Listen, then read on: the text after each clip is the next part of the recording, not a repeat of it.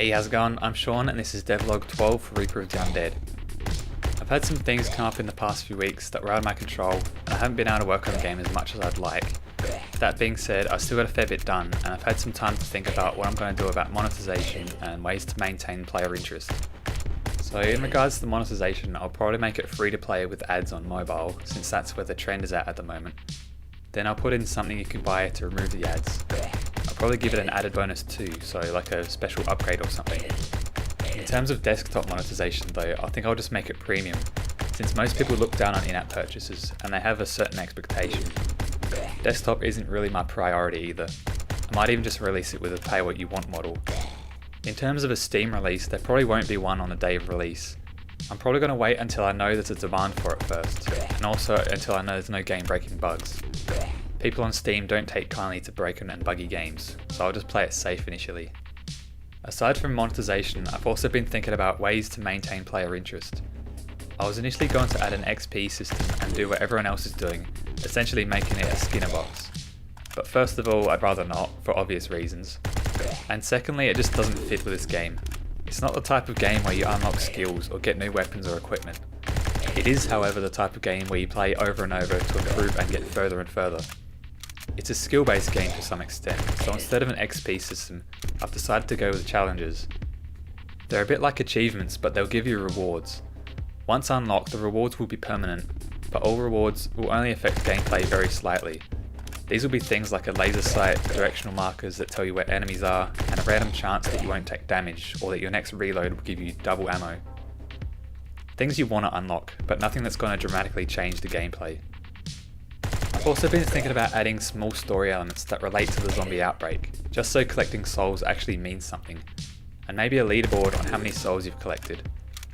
Only thing is, the story elements will probably take a while to make, and it's probably more suited to go into a major update after the game gets released. Now onto things I've actually added to the game. When I got people to playtest the game, one of the main issues they had was that with sound muted they couldn't really tell that they were reloading.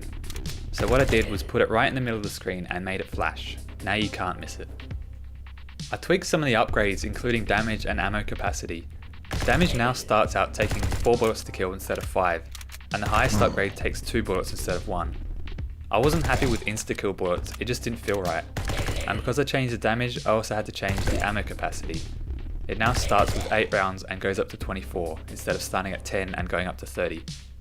Both of these changes also affect the usefulness of the reload speed upgrade, since at higher stages it takes more bullets to kill and you have less ammo capacity. Another addition is the new survivor enemy type. The point of this enemy is to be a direct match to the player.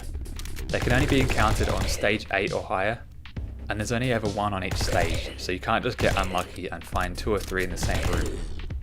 The survivor is a pretty good addition, but there's just one problem. They're supposed to be fighting zombies, and zombies are supposed to be attacking them. Only thing is, if I make them fight each other, there's less for the player to kill, and by the time you find a survivor they might already be dead along with a dozen zombies, and that's not something I want. One way might be to isolate the survivor in their own part of the map, but that's not going to stop them from chasing the player into a room full of zombies. This is one of those ideas that sound good on paper but end up being a pain to implement. If any of you have any ideas to solve this, please let me know, because I'm stumped. But if all else fails, I'll just change them into some kind of acid shooting zombie or something.